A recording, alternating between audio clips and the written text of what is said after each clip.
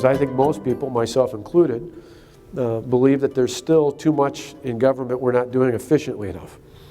And so before we start asking for any more resources, our belief is we should make the government work more efficiently, more effectively. And good to see you guys.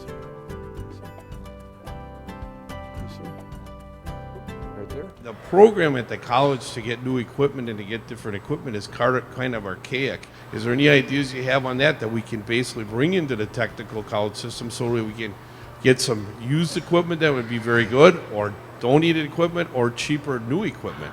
What, if anything, is Wisconsin doing to promote a smaller and more effective government? And I don't know if you have thought about overhauling or helping to overhaul the workers' comp situation. That in the budgeting process and maybe reforming government, what can you do on the state level to help the township and cities when they put their budgets together? The way that the employment supports are set up within the state, we would also ask you to consider taking a look at that as you're looking at streamlining and efficiency, I think. Are you looking at anything that we can do to try to stop the bleed of people retiring to the states where taxes are much more favorable?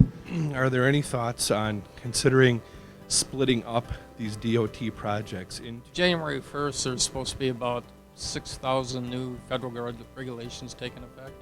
Of those regulations, how are that going to affect the Wisconsin growth that we're seeing right now? What sorts of things could the state be doing to make it easier for you as a thriving business already in the state of Wisconsin to grow and continue to expand here? It's interesting, the question you're asking me, because we just ran into this situation yesterday. We're doing an expansion project up in Spencer, our Spencer location. Right. We're moving some production up there, and we haven't done anything like that in probably almost 10 years. But boy, have things changed from a standpoint of codes. I mean, it's layers upon layers upon layers, and the farther you get into this, and the deeper the closer you get to completion. It's really I won't go into great detail, but truly, Governor Walker, it's almost impossible to be in compliance with every aspect of what OSHA and some of the other entities are asking us to do. You feel bad from a standpoint as an employer and that type of thing, because you want to have all the bases covered, and the expense you could probably make up over a 40-year period. But it seems like once you just get this layer taken care of, there's another chapter added on. It's a great question, especially with yesterday, some of the conversations we had with some of the Put folks. an exclamation point on it, right? Exactly. Well, and that's actually a good discussion point. You're not alone. I've heard repeatedly from employers, particularly small and mid-sized companies, that say, hey, taxes are great. We'd love to see lower taxes. But one of the other big issues is just the cost, not only in terms of dollars, but in terms of time of complying with all the different regulations that are out there. Now, some of them, you mentioned OSHA or the EPA. That's tough because that's at the federal level, so I can't directly have an input on that. But for state and even for local, one of the things we can do is not just get rid of things. It's when I talk about streamlining, I still want clean air, I want clean land, I want clean water.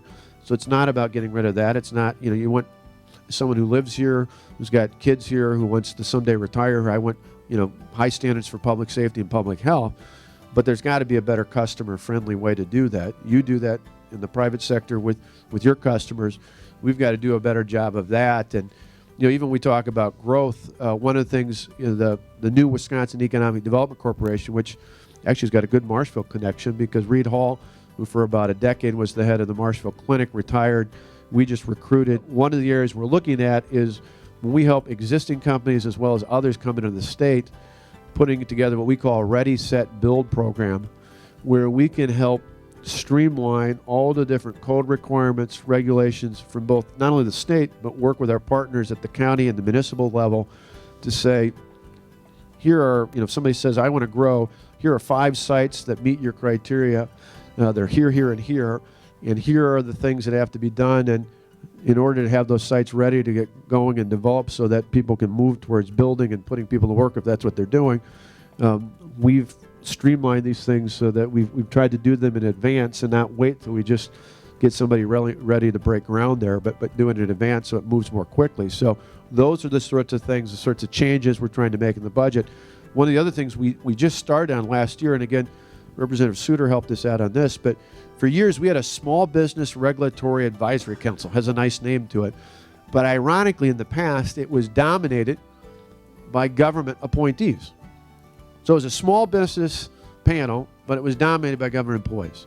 And their purpose was to try and advise the governor and the legislature on proposed new regulations that would be a burden on small business.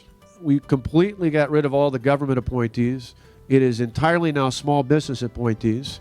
And they're charged not just with advising on bad regulatory ideas that are being proposed, but literally this coming year going through and sorting out all the regulations that are currently on the books and advising us on which ones need to be repealed or modified or altered in some way because they just don't make sense.